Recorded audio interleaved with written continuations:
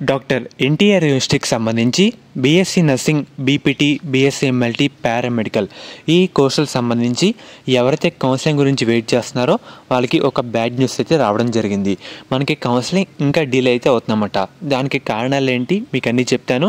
And అలాగే నేను రీసెంట్గా ఒక 1 day బ్యాక్ టెక్నికల్ వాళ్ళకైతే కాంటాక్ట్ అయితే అవ్వడం జరిగింది. వాళ్ళు చెప్పిన ఇన్ఫర్మేషనే మీకు ఇప్పుడు చెప్తానమాట. వీడియో అంతా లైక్ చేయండి.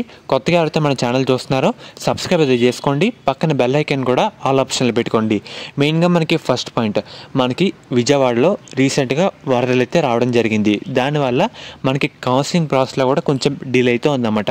దాని తర్వాత ప్రజెంట్ మనకి ఎంబీబీఎస్ విద్యార్థులకి కౌన్సిలింగ్ అయితే జరుగుతుంది.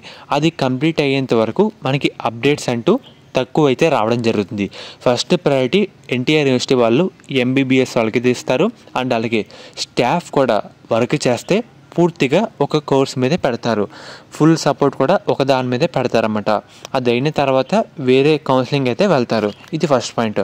మనకి వాళ్ళేమని చెప్తున్నారంటే ఈ మంత్ మొత్తం ఎంబీబీఎస్కి టైం అయితే పడుతుంది. ఏదైనా అప్డేట్ ఉంటే కనుక అక్టోబర్ మంత్లో మనం ఎక్స్పెక్ట్ చేయొచ్చని వాళ్ళైతే చెప్పడం జరిగిందన్నమాట. ఈజీగా అక్టోబర్ ఆర్ నవంబర్ తక్కువ ఛాన్స్లు అయితే ఉంటాయన్నమాట. మనకి అక్టోబర్ మంత్లో ఏదైనా అప్డేట్ వచ్చే అవకాశం అయితే ఉంది. అది కూడా బీఎస్సీ నర్సింగ్ మాత్రమే. ఇంకా పారామెడికల్, బీపీటీ, ఎంఎల్టీ వాళ్ళకి ఇంకా చాలా అంటే చాలా డిలే. డిసెంబర్ అలా మనం అయితే ఎక్స్పెక్ట్ చేయొచ్చు ఈజీగా. చెప్తాను కదా, ఫస్ట్ ఎంబీబీఎస్ కావాలి, తర్వాత నర్సింగ్ కావాలి. నర్సింగ్ అయిన తర్వాతే మనకి బీపీటీ, బీఎస్సీ, ఎంఎల్టీ, పారామెడికల్ వాళ్ళకైతే రిలీజ్ చేస్తారు.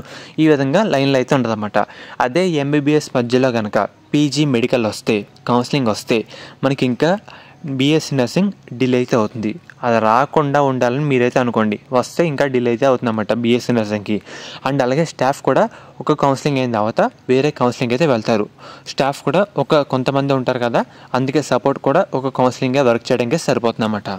ఇన్ని అడ్డంకులు అయితే ఉన్నాయి. ఒకటి తర్వాత ఒకటి అయితే వస్తా ఉన్నాయన్నమాట. ఒకటి వెళ్తే సో చూసుకోండి, మనకి అక్టోబర్లో ఏదైనా అప్డేట్ వచ్చే అవకాశం అయితే ఉంది. అప్పటి వరకు ఏ అప్డేట్ కూడా రాదన్నమాట.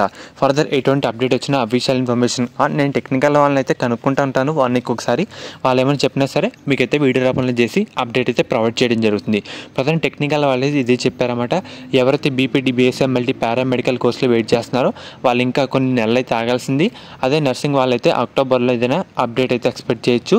ఫర్దర్ ఎంబీబీఎస్ కౌన్సిలింగ్ అయ్యేంత వరకు మనకి కొన్ని అప్డేట్స్ అంటూ తక్కువగా వస్తూనే ఉంటాయి. ఇది గుర్తుపెట్టుకోండి ఈ విషయం అనేది.